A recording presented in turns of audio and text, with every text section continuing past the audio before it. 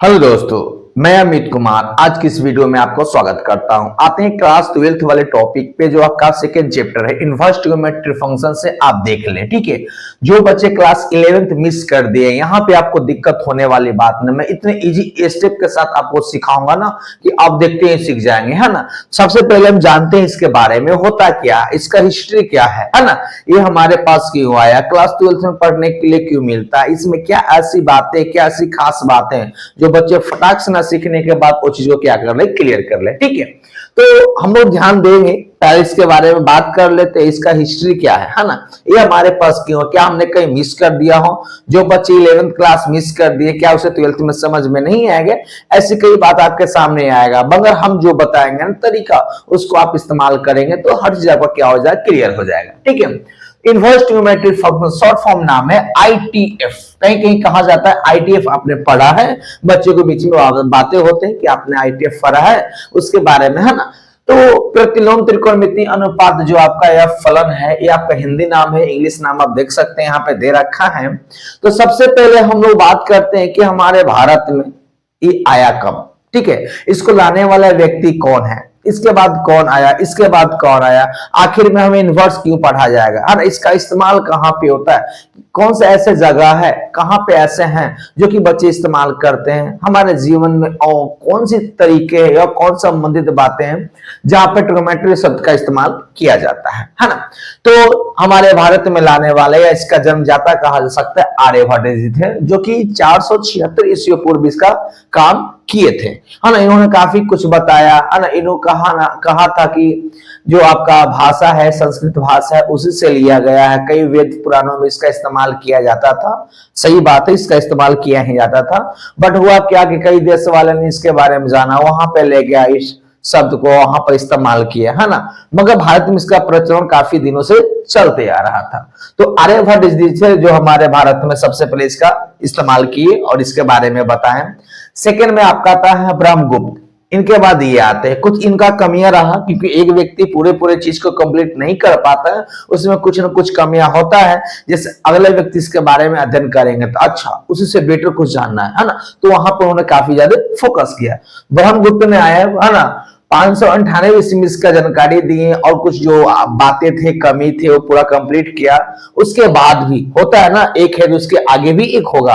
तो उसके बाद यहाँ भास्कर प्रथम ने आया, भास्कर प्रथम ने आया और 600 ईसा पूर्व में इसके बारे में जानकारी दी है। ठीक है, उसके बाद भास्कर द्वितीय ने 1114 ईस्वी में इसके बारे में बताया। इस तरह से ट्रिगोनोमेट्री शब्द का इस्तेमाल करते गया और होता क्या गया, 16वीं शताब्दी के, है ना, अंतराल में, है ना, साइन ए प्लस बी के बारे में जानकारी दिया गया, जो कि हम लोग को वहां पे साइन 60 का साइन 30 डिग्री के बारे में पढ़ने को मिलता है और साइन 18 डिग्री का वैल्यू निकालने के लिए मिलता है। तो ये आपका 16वीं शताब्दी से ही शुरू किया गया था। साइन इनवर्स, कोस इनवर्स आदि के बारे में बात कर लेते हैं। तो वहां पे एक सुझाव दिया गया था जिनका नाम है सर जॉन F.W. हडसन ने। उन्होंने बताया 1863 ईस्वी में कि इनवर्स के बारे में होता क्या। जैसे आपका चैप्टर का नाम भी दिया गया है इनवर्स ट्रिगोनोमेट्री फंक्शंस। ट्रिगोनोमेट्री के बारे में तो कई बच्चे शुरू से जानते आते हैं, क्लास 10 के हिसाब से आपने पढ़ा भी होगा कि टोटल ट्रिगोनोमेट्री जो रेशियोस होते हैं वो अच्छे होते हैं, है ना। उसके बारे में बच्चे पढ़ते भी, क्लास 10 में आपको जानकारी भी दिया गया होगा। फंक्शंस के बारे में ऑलरेडी बच्चे जानते हैं क्योंकि सेट मोशन में पढ़ा भी था। इनवर्स आपके लिए जो है जो नया टॉपिक है। इनवर्स करने का मतलब ऐसा है क्या कि जैसे साइन एक्स के बारे में आप पढ़े होंगे, साइन एक्स का अगर अपोजिट वैल्यू कहा जाए तो 1 अपॉन साइन एक्स होता है। 1 अपॉन साइन एक्स को ही लिखा जाता है साइन इनवर्स एक्स। उसी प्रकार बात करते हैं हम कॉस इनवर्स के लिए, यानी कॉस एक्स के लिए बात करते हैं तो कॉस एक्स का जो उल्टा वैल्यू होता है 1 अपॉन कॉस एक्स होता है और 1 अपॉन कॉस को ही लिखा जाता है कॉस इनवर्स एक्स। कहा जाए सिंपल तरीके से तो एक तरह का अपोजिट वैल्यू होता है जो कि हम लोग को वहां पे सीखने को मिलता है। तो ट्रिगोनोमेट्री के बारे में जो भी कुछ था इन्होंने बताया, समझाया। अब हम लोग क्लास 12th के बारे में बात करते हैं। क्लास 12th में यहाँ पे कुछ बताया गया है रेंज के बारे में। रेंज क्या होता है, जैसे किसी व्यक्ति का एक लेवल होता है, एक क्षमता होता है, तो यहाँ पे ट्रिगोनोमेट्री के बेस पे इस सब का क्या एक तरह का लेवल है, कौन वैल्यू कहां से कहां तक जाएगा, इसका लिमिटेड दिया गया है।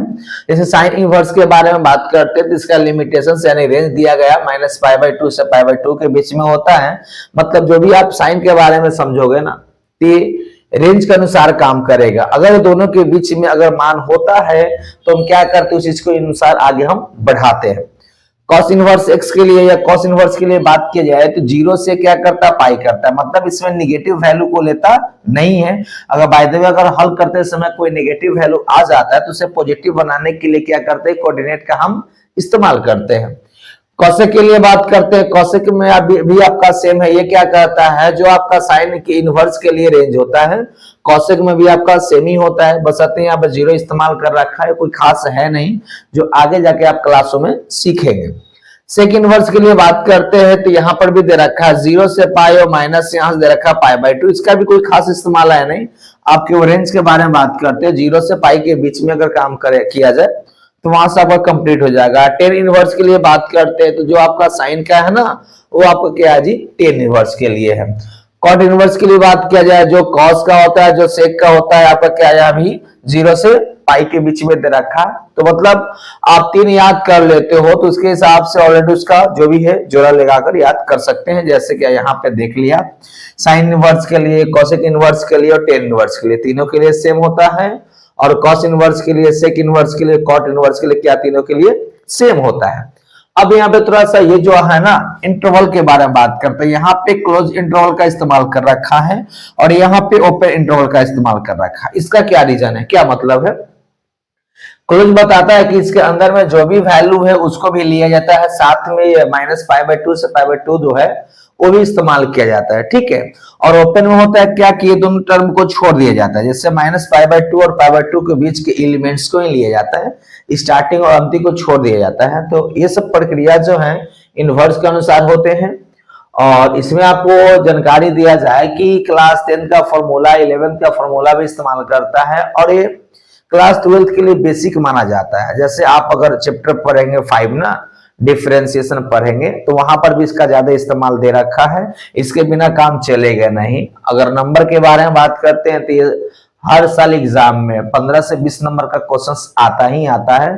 इसके साथ और भी आपके जैसे 7 चैप्टर आप पढ़ोगे या 5 चैप्टर आप पढ़ोगे, उसके आगे अगर 9 चैप्टर पढ़ोगे तो वहां पर भी इसका इस्तेमाल किया ही जाता है। तो जो भी आपको फॉर्मूला बताया जाएगा उसको केवल कंप्लीट कर लेंगे ना, तो जो भी आपका सब कुछ ठीक ठाक हो जाएगा, ठीक है। तो इतना ही तक है, अगले वीडियो में आपसे बात करते हैं पूरे एक्सरसाइज और एग्जाम्पल के साथ।